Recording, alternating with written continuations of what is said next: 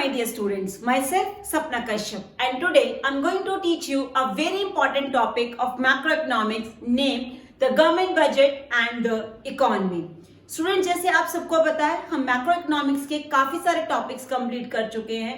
हमारे पिछले वीडियोस में हमने national income, money and banking and बहुत ही एक important determination of income and employment ये टॉपिक्स हमने कंप्लीट कर लिए हैं. अब हम मैक्रो इकोनॉमिक्स का एक और नया टॉपिक का स्टार्ट करेंगे, बजट. और जैसे कि आप सबको पता है, इसमें से बोर्ड एग्जाम्स में 6 मार्क्स या 4 मार्कर के क्वेश्चंस आते हैं और इसके कुछ न्यूमेरिकल्स भी इंपॉर्टेंट हैं. तो इससे पहले कि मैं आपको गवर्नमेंट बजट समझाना स्टार्ट करूं, पहले मैं आपको ये बताना चाहूंगी कि इस टॉपिक में से, इस चैप्टर में से हम कौन कौन से टॉपिक्स कवर करेंगे. So these are the topic which we are going to cover under this chapter. First, I'll be teaching you meaning of government budget, or you can say the definition of government budget. Then I'll start with the objectives of government budget. Third will be components of government budget, under which I'll be teaching you revenue and expenditure both. And last, we will be doing the government budget deficit and its types. And under this, we will be doing 3 types: revenue deficit, fiscal deficit, and primary deficit. And obviously we will be solving the numericals also. तो ये वो topic हैं जो हम इस chapter में complete करेंगे, जिसे हम कोशिश करेंगे कि 2 या 3 वीडियोस में खत्म करें, बिकॉज आपके बोर्ड एग्जाम्स नजदीक आ रहे हैं. तो आई वांट कि उससे पहले आप ये चीजें यहां से देख सकें. गवर्नमेंट बजट का मीनिंग. गवर्नमेंट बजट का मीनिंग समझने से पहले कुछ आप गवर्नमेंट बजट के बारे में चीजें आपको पता होनी चाहिए. गवर्नमेंट बजट जो है बेटा, हमारे इंडिया में हर साल हम बजट बनाते हैं, और जो बजट है वो पूरे आने वाले ईयर के लिए बनाया जाता है. It is for the coming fiscal year. आप सबको पता है फिस्कल ईयर क्या होता है. फिस्कल ईयर वो ईयर होता है जो 1 अप्रैल से 31 मार्च, जिसे हम अकाउंटिंग ईयर भी बोलते हैं और फिस्कल ईयर भी बोलते हैं. अब गवर्नमेंट बजट इंडिया में जब गवर्नमेंट बजट बनता है बेटा, उससे पहले जो चीज इंपॉर्टेंट है, ये हमारी पार्लियामेंट के दोनों हाउसेस में इसे प्रेजेंट करते हैं. And when it get a approval from the both the houses of parliament, only then it will be implemented. तो कभी भी गवर्नमेंट बजट डायरेक्टली इम्प्लीमेंट नहीं होता, उससे पहले अपर और लोअर हाउस जो हमारे पार्लियामेंट के हैं, वहां से इसका अप्रूवल होना जरूरी है. गवर्नमेंट बजट नॉर्मली हम फरवरी के मंथ में बनाते हैं और उसके बाद ये 1 अप्रैल से इम्प्लीमेंट हो जाता है. एक हम सेंट्रल बजट बनाते हैं, जिसे हम यूनियन बजट बोलते हैं. स्टेट गवर्नमेंट्स भी अपना बजट बनाती हैं, जिसे स्टेट बजट बोलते हैं. इंडिया में रेलवे बजट भी बनता है, बिकॉज रेलवे एक अपने आप में एक कंप्लीट यूनिट है. बट बजट होता क्या है? बजट का मतलब होता है, बजट एक एनुअल स्टेटमेंट है, जहां पर हम आने वाले साल के लिए रिसिप्ट्स और एक्सपेंडिचर्स का आइटम वाइज एक स्टेटमेंट बनाते हैं. मतलब कि आने वाले साल में गवर्नमेंट को कहां कहां से इनकम मिलेगी और कहां कहां गवर्नमेंट उस इनकम को खर्च करेगी, उसका जो एस्टिमेट है उसे हम गवर्नमेंट बजट बोलते हैं. तो just see the definition. Government budget is an annual statement. So it is an annual statement. It means government budget हमेशा 1 साल के लिए बनाया जाता है. Showing item wise estimates, this is a keyword, estimates of receipts and expenditure during a fiscal year. इन सब का मतलब क्या है कि गवर्नमेंट बजट जो है 1 साल के लिए एक स्टेटमेंट है, जहां हमने आइटम वाइज एक लिस्ट बनाई है. एस्टिमेट ऑफ रिसिप्ट्स मतलब एस्टिमेटेड रिसिप्ट, मतलब एस्टिमेट लगा सकते हैं ना आने वाले साल के लिए कहां कहां से पैसा आने वाला है. तो ये एस्टिमेट है उस रिसिप्ट्स का और एक्सपेंडिचर का, कि गवर्नमेंट कहां कहां उसे खर्च करेगी. तो जब हम गवर्नमेंट बजट की डेफिनेशन लिखेंगे, उसमें ये keywords estimates of receipts and expenditure and a fiscal year, ये लिखना जरूरी है. Government budget is only a estimate because we are preparing it for the coming year. तो ये एक एस्टिमेटेड रिसिप्ट्स है.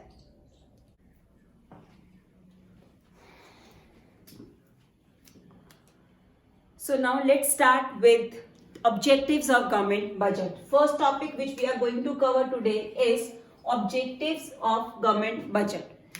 Students, government budget के objective क्या हैं? Government ये budget क्यों बनाती है?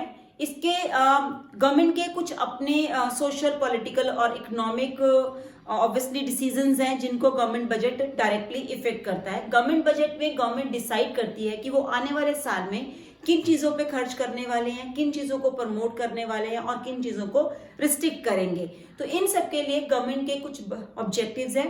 गवर्नमेंट ऑब्जेक्टिव का क्वेश्चन बोर्ड के लिए इंपॉर्टेंट है, बट इट्स नॉट कि they will be giving you question की right this government budget. No student, total 6 government budgets we have. हमारे सिलेबस में जो है गवर्नमेंट के 6 ऑब्जेक्टिव्स हैं गवर्नमेंट बजट के, जिसमें से हमें 6 के 6 समझने जरूरी हैं।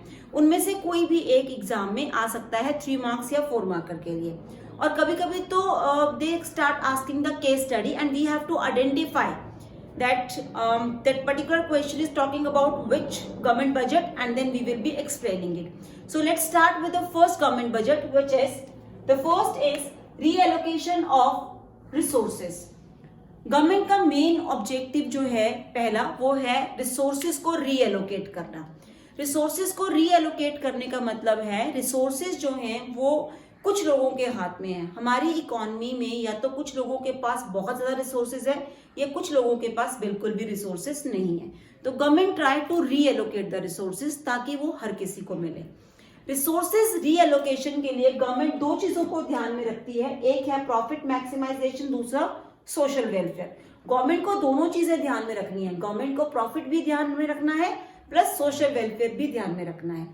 अगर हम सारी फर्म्स को प्राइवेटाइज कर देते हैं तो ऑब्वियसली एक प्राइवेट फर्म जो है दे will be taking interest more in profit, तो वो प्रॉफिट में ज्यादा इंटरेस्ट लेंगे और वो चीजें प्रोड्यूस करेंगे जिसमें उनको प्रॉफिट होगा। वो सोशल वेलफेयर के लिए नहीं सोचेंगे।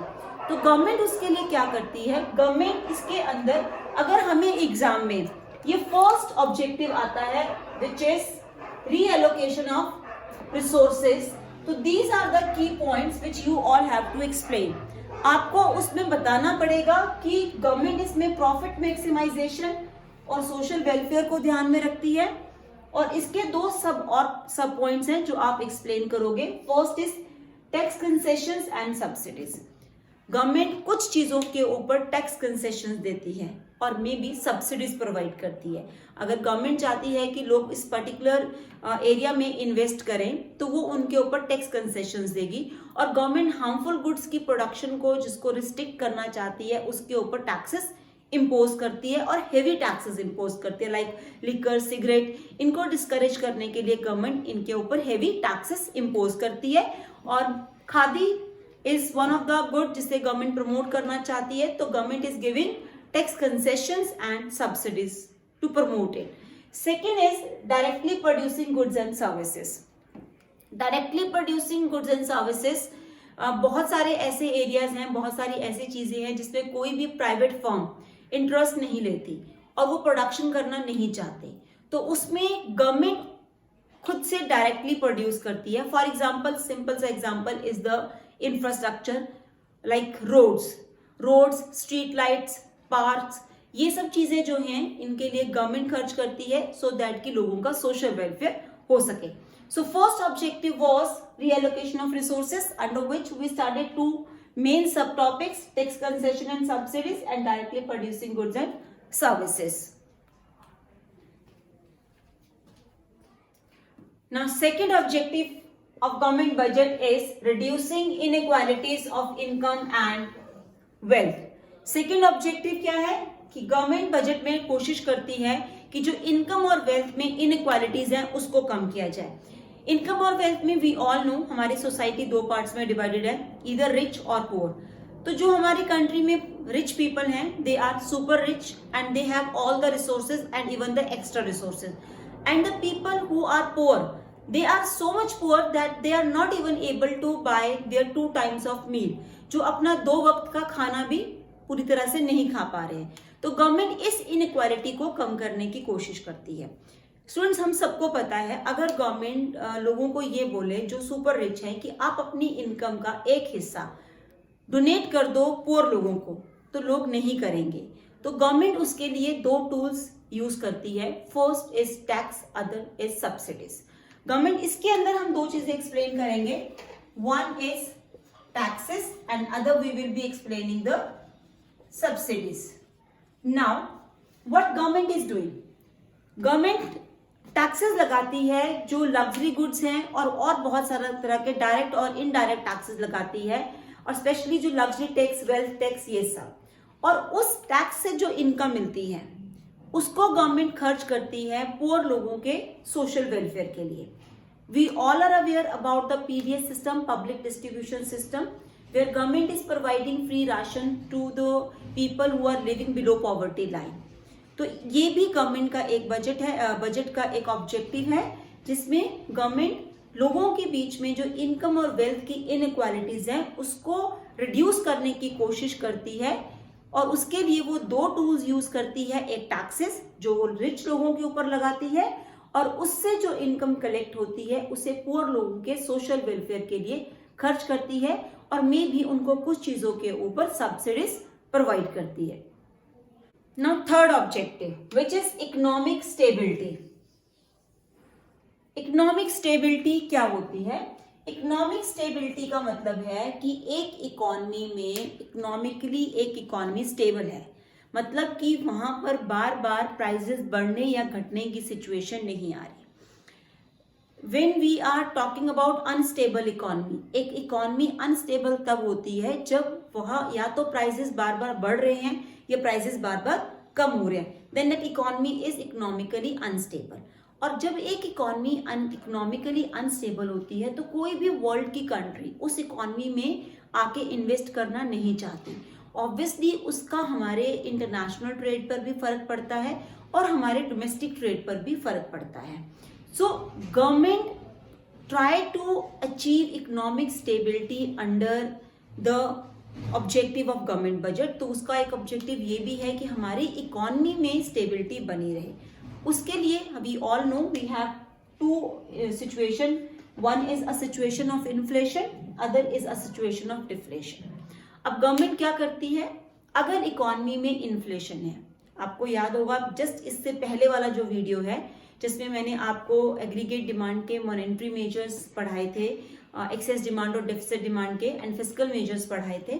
तो फिस्कल मेजर्स में मैंने आपको ये समझाया था कि अगर इकोनॉमी में इन्फ्लेशन है, मतलब कि लोगों की अगर परचेजिंग पावर ज्यादा है और गुड्स नहीं है, सप्लाई नहीं है, डिमांड बहुत ज्यादा है, तो इस सिचुएशन को कंट्रोल करने के लिए गवर्नमेंट एक्सपेंडिचर को कम कर देती है। अगर गवर्नमेंट एक्सपेंडिचर कम हो जाएगा तो इन्फ्लेशन की सिचुएशन अगर है तो इस सिचुएशन में government expenditure will fall. This will happen if there is a situation of inflation in the economy, then government expenditure will fall, और गवर्नमेंट एक्सपेंडिचर के फॉल होने से एग्रीगेट डिमांड फॉल करेगा और जो इन्फ्लेशन की सिचुएशन है वो क्योर हो जाएगी। और अगर इकोनॉमी में दूसरी सिचुएशन है जिसे हम डिफ्लेशन कहते हैं, मतलब प्राइसेस बहुत कम है, लोगों के पास परचेजिंग पावर नहीं है, मार्केट में चीजों की डिमांड नहीं है, सप्लाई बहुत ज्यादा है, तो उस सिचुएशन में गवर्नमेंट एक्सपेंडिचर को इंक्रीज कर देगी। और अगर गवर्नमेंट एक्सपेंडिचर इंक्रीज हो जाता है, अगर गवर्नमेंट एक्सपेंडिचर इंक्रीज हो जाएगा तो उसके कारण एग्रीगेट डिमांड इंक्रीज होगा और डिफ्लेशन की सिचुएशन क्योर हो जाएगी। तो तीसरा ऑब्जेक्टिव था हमारा इकोनॉमिक स्टेबिलिटी। इकोनॉमिक स्टेबिलिटी के अंदर हम दो चीजें एक्सप्लेन करेंगे, पहली इन्फ्लेशन, दूसरी डिफ्लेशन। अगर इन्फ्लेशन है तो गवर्नमेंट एक्सपेंडिचर को कम कर दिया जाएगा, और अगर डिफ्लेशन है तो गवर्नमेंट एक्सपेंडिचर को हम इंक्रीज कर देंगे। अब हमारे पास फोर्थ ऑब्जेक्टिव जो है गवर्नमेंट बजट का, वो है मैनेजमेंट ऑफ पब्लिक एंटरप्राइजेस। अब ये पब्लिक एंटरप्राइजेस क्या होती है? Public enterprises means government enterprises, वो एंटरप्राइजेस, वो फर्म जो गवर्नमेंट के अंडर हैं और जिनको गवर्नमेंट रन कर रही है, जिनकी देखरेख, उनका प्रॉफिट लॉस सब गवर्नमेंट का है। तो ये एंटरप्राइजेस वो हैं जहां पर गवर्नमेंट इनको सोशल वेलफेयर के लिए रन करती है, जहां गवर्नमेंट का मोटिव प्रॉफिट नहीं होता। बिकॉज अगर प्रॉफिट ही कमाना है तो उसके लिए हम प्राइवेट एंटरप्राइजेस रन करेंगे, जैसे कि गवर्नमेंट स्कूल्स हैं, गवर्नमेंट हॉस्पिटल्स हैं, हमारी रेलवेज हैं, नॉर्दर्न रेलवेज, ये सारे हम क्यों रन करते हैं? ताकि लोगों को सोशल वेलफेयर प्रोवाइड कर सके और उनको सर्विसेज एक बहुत ही कम और एक मिनिमम रेट पर प्रोवाइड की जा सके। तो this is also a budget of government budget. One of the objective, fifth objective is economic growth, एक कंट्री की ग्रोथ होना। When we talk about economic growth तो हमें लगता है we are talking about increase in GDP. तो increase in GDP का मतलब हो गया means when number of goods and services increase in a country, तो उस कंट्री का जीडीपी इंक्रीज होगा, और जीडीपी इंक्रीज होगा तो इकोनॉमिक ग्रोथ भी होगी। लेकिन हमें यहाँ पर ये भी देखना है कि economic growth, number of goods and services अगर हम चाहते हैं कि एक कंट्री में बढ़े, हम चाहते हैं कि प्रोडक्शन बढ़े, तो उसके लिए जो दो बहुत इंपॉर्टेंट चीजें हैं वो हैं सेविंग एंड इन्वेस्टमेंट, जिसका सर्कुलेट होना बहुत जरूरी है। अगर हम चाहते हैं कि गुड्स का प्रोडक्शन बढ़े, नंबर ऑफ गुड्स बढ़े, तो उसके लिए इकोनॉमी में इन्वेस्टमेंट करना जरूरी है। तो गवर्नमेंट बजट में हम ये भी प्लान करते हैं कि हम ज्यादा से ज्यादा इन्वेस्टमेंट एक इकोनॉमी में कर सकें और सेविंग को मोबिलाइज कर सकें। अगर हम लोगों को मोटिवेट करेंगे सेविंग करने के लिए, तो they will keep their money with the bank and government can use that money of the savings of the general public to invest in different projects, और उससे मल्टीप्लायर के कारण एक इकोनॉमी का इकोनॉमिक ग्रोथ बूस्टअप होगा। Last objective which is again very important is reducing the regional disparities. Regional disparities का मतलब है स्टूडेंट्स यहाँ पर कि हमारी कंट्री में बहुत सारी स्टेट्स हैं, हम सबको पता है कि हम 29 स्टेट्स हैं इंडिया में, और उन सब में सारी स्टेट्स इक्वली एफिशिएंट और इक्वली रिच या सेल्फ सफिशिएंट नहीं है। कुछ स्टेट्स हमारी ऐसी हैं जैसे पंजाब, हरियाणा, जो सेल्फ सफिशिएंट हैं, जो प्रॉपर लोगों को रिसोर्सेज प्रोवाइड करते हैं, बट वहीं कुछ स्टेट्स हमारी ऐसी भी हैं जिसे हम अपनी कंट्री की पुअर स्टेट्स में काउंट करते हैं। That can be Jharkhand, Orissa, Uttar Pradesh, Madhya Pradesh के कुछ पार्ट्स, राजस्थान के कुछ पार्ट्स। तो इन स्टेट के लिए हमें गवर्नमेंट बजट में हम प्लान करते हैं रीजनल डिस्पैरिटीज के लिए एक टर्म है SEZ, SEZ, special economic zones. Government special economic zones choose करती है कि ये अगर गवर्नमेंट को किसी पर्टिकुलर एक बिहार के एक एरिया को डेवलप करना है, तो गवर्नमेंट उसे सेस के अंडर लेगी, स्पेशल इकोनॉमिक जोन में, और वहां पर वो सारी फैसिलिटीज प्रोवाइड करेगी जिससे कि उस एरिया के डेवलपमेंट हो सके। That can be government is making roads in that area, वहां पर स्ट्रीट लाइट्स लगवाएंगे, तो वहां नए स्कूल्स ओपन करेंगे, हॉस्पिटल्स, बेसिक जितनी भी फैसिलिटीज हैं वो प्रोवाइड करेंगी।